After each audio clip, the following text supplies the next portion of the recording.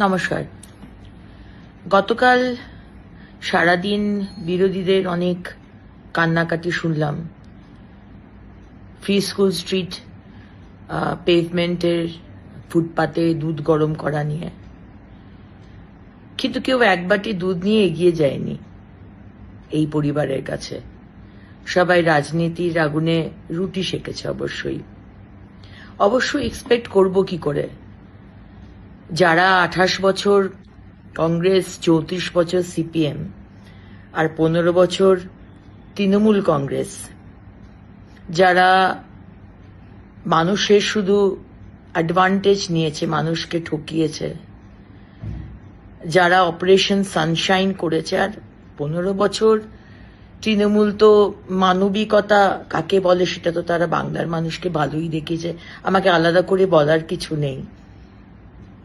যারা পয়সা নিয়ে ফুটপাতে হকার বসিয়েছে আর সারা কলকাতা, সারা বাংলাকে শেষ করে রেখে দিয়েছে, ছত্রে ছত্রে দুর্নীতি করেছে, এমন কোনো সেকশন নেই যেখানে দুর্নীতি হয়নি। আজকে তাদের কাছ থেকে অন্তত আমাদের মানবিকতা কাকে বলে শিখতে হবে না।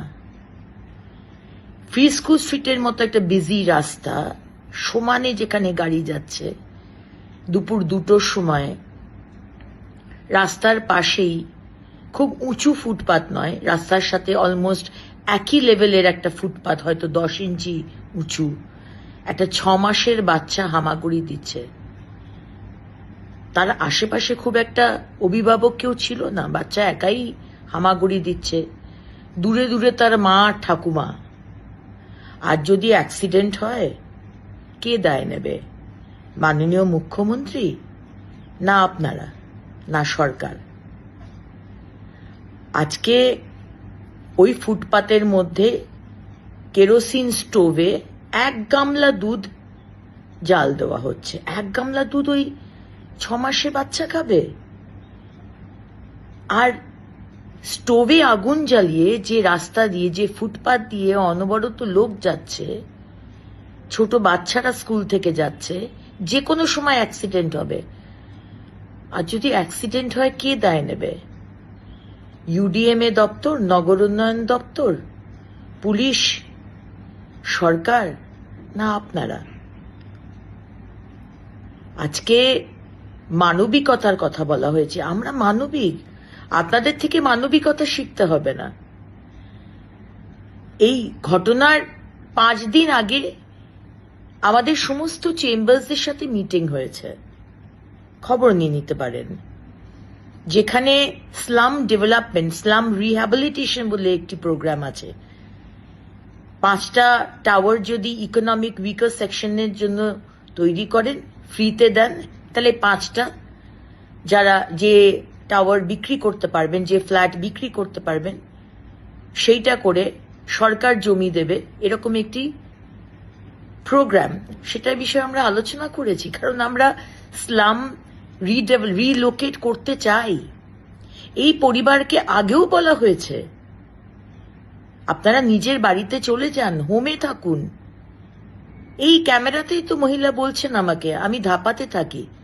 আচ্ছা বলুন, ধাপাতে যদি থাকেন, তাহলে পার্ক স্ট্রিট, ফ্রি স্কুল স্ট্রিটের ফুটপাতে এসে দুধ জাল দিচ্ছেন কেন? বারবার বলার পরেও। এই মহিলার ছেলে সামনের কর্ণানী ম্যানশনে কাজ করত, সেখান থেকে চুরি করার দায় তাকে ছাড়িয়ে দেওয়া হয়। এগুলো নয়, ছেড়েই দিলাম, কিন্তু একটা ফুটপাত না বড় লোকের না গরিব মানুষের, ফুটপাত মানুষের জন্য। সুপ্রিম কোর্ট তার রায় দিয়েছেন, ফুটপাতকে মানুষের চলাফেরার জন্য ফ্রি রাখতে হবে। আমরা যে বিশাল ম্যান্ডেট নিয়ে এসেছি, আমি বুঝতে পারি বিরোধীদের খুবই অসুবিধা হচ্ছে, সহ্য করতে পারছে না, কিন্তু আমরা প্রতিশ্রুতিবদ্ধ। আমাদের যা যা বলা হয়েছে, আমরা সেই প্রতিশ্রুতি রাখতে প্রতিশ্রুতিবদ্ধ।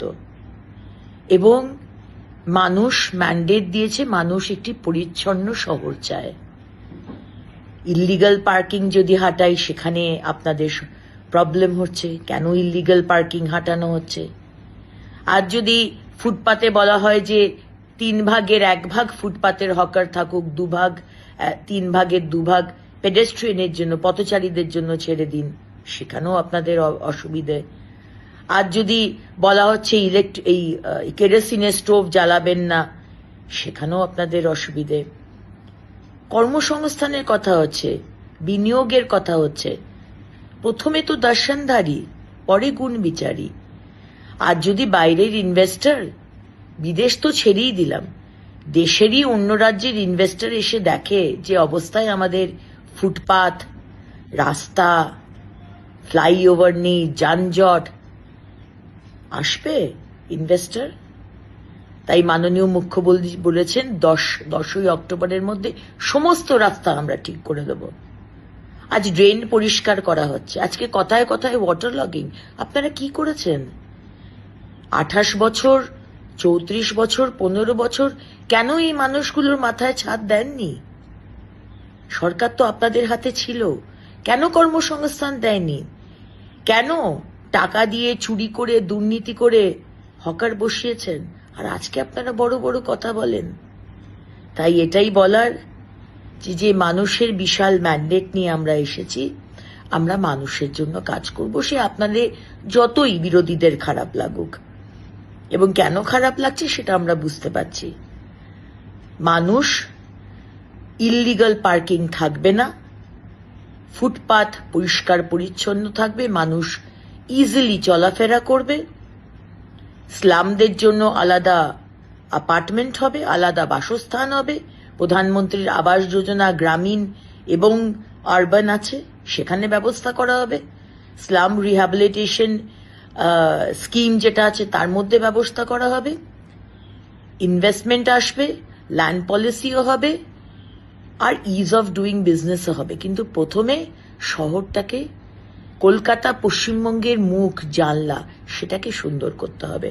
আমাদের সবাইকে ডিসিপ্লিন হতে হবে, সবাইকে। একা একটা সরকারের পক্ষে সম্ভব নয়। আর বিরোধীরা, আপনারা কোনোদিন কাউকে, যে দলে ছিলেন, অন্য দলরা কোনোদিন কাউকে কাজ করতে দেননি, শুধু বিরোধিতাই করে গেছেন। অবশ্যই বিরোধিতা করবেন, কনস্ট্রাকটিভ বিরোধিতা করুন, ডিস্ট্রাকটিভ বিরোধিতা করবেন না, অনাবশ্যক সমালোচনা করবেন না। হ্যাঁ, আমি হয়তো চিৎকার করে বলেছি, সেটা হয়তো আমার আরেকটু সফটলি বা একটু বুঝিয়ে বলা দরকার ছিল। আপনারা দেখছেন এই বেলা বাংলা, শিরোনামে সবার আগে।